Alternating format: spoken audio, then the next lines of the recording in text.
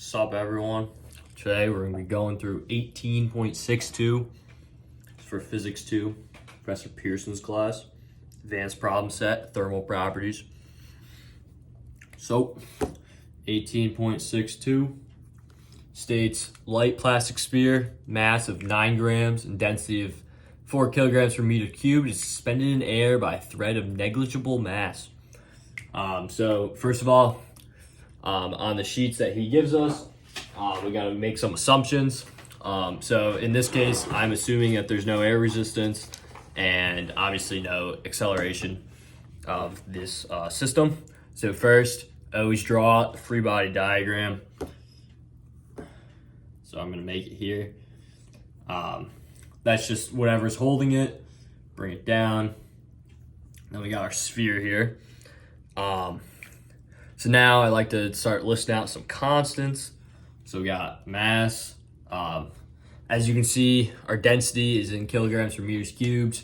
Most of the constants are in kilograms. So I'm just going to convert this. So it's just 0.009 kilograms. Write the density down, which is 4 kilograms per meter cubed.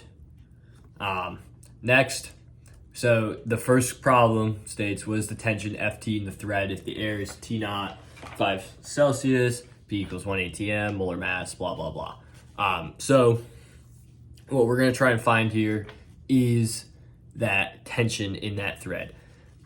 So for starters, we drew a sketch. I know I said free body diagram earlier, but now we have to draw the free body diagram of that sphere.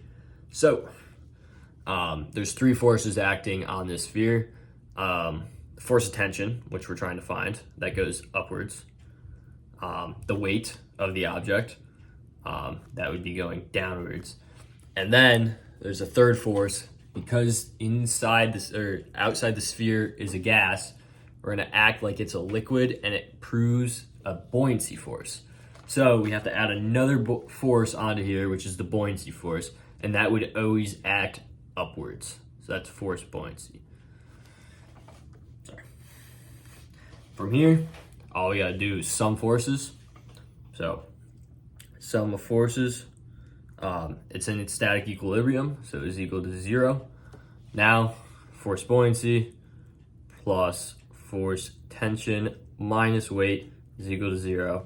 Since we're trying to look for that force tension, we're gonna bring it out on its own. And that force tension is equal to the weight minus the force buoyancy. Awesome.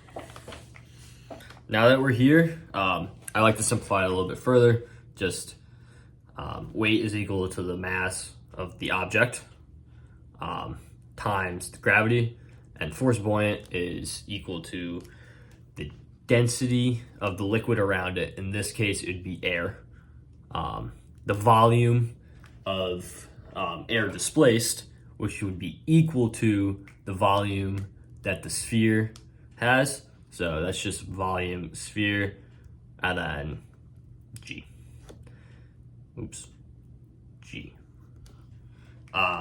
So in simple terms, Ft is just equal to G, mass of the sphere, minus rho air, and volume of the sphere.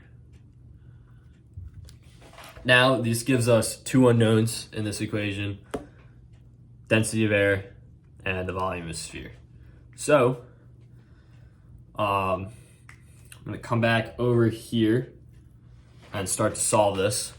So first things first, we're given a mass of the sphere, we're given its density, we can pull a volume out of that. So if you recall, density is equal to mass over volume. What we need to do is just get volume. So if you just pull the V out and bring the P underneath, or the rho underneath, you get volume is equal to mass over density. And these would be your 2 values up here. So you can go and plug into that equation. I'm gonna wait a little bit. We'll box this for now, just as one of our primary conversions. Next is the harder one, which is the density of air. So we're given a temperature, we're given a pressure, and we're given a molar mass. So what we need to do is use the ideal gas law. Ideal gas law. PV is equal to nRT. Now, we have, again, a few unknowns in this equation. Don't know N, and we also don't know V. But we can find them mathematically, algebraically. So for starters, V, it's the same conversion that we did over here. It's mass over density. But in this case, it'd be the mass of, it'd be the same thing. It would be the volume is equal to the mass of air displaced divided by the density of air. So if we go in and sub that in, we get P times M air over rho air equals, now for N, we are given a molar mass. So when you think about if you're taking moles, right? If you have 16 grams of substance and it's 16 grams per mole, therefore you would have 1 mole. So basically that conversion right there is just the mass over the molar mass. And in this case, this gets really useful for us because we don't know mass.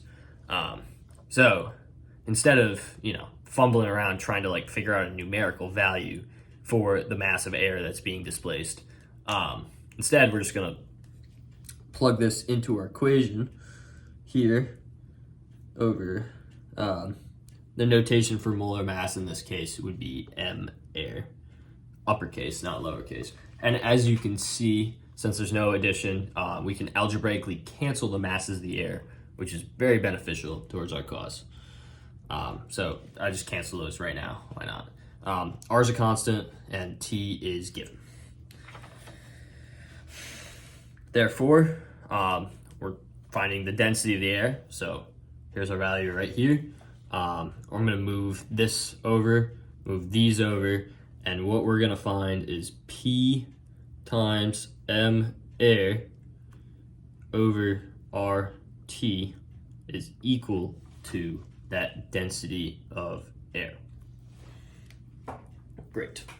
Now we have 2 equivalent equations that we can use. So going back to this equation here, force tension is equal to G mass. This is the mass of the sphere. So we have that.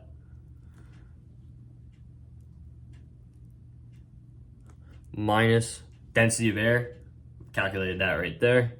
So that's pressure times M air, molar mass, air over R times T, which is, and then times the volume of the sphere, which we calculate right here, which is just mass over density.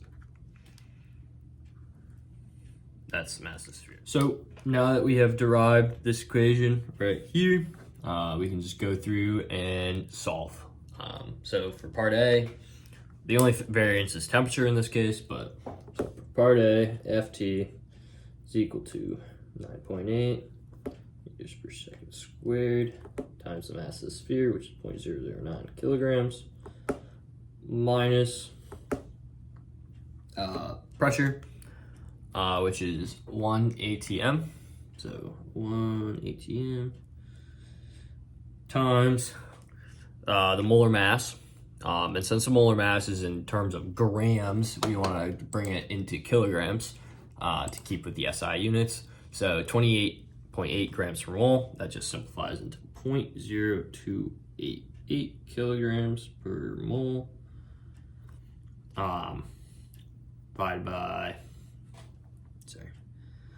Divided by the gas constant R, which in this case is 0.08206, and its units are meters cubed atm over mole times K. So that gives you a snapshot of the units, why they're important, what we need. And this would be multiplied times the temperature, which is 5 degrees Celsius, but since we have Kelvin in here, we have to convert to Kelvin. So it's just 5 plus 273, which would be 278 Kelvin. Fantastic. That's our density term. And now we just multiply by the volume of the sphere, which is just the mass of the sphere, which is 0.009 kilograms, divided by the density of the sphere, which is 4 kilograms per meter cubed.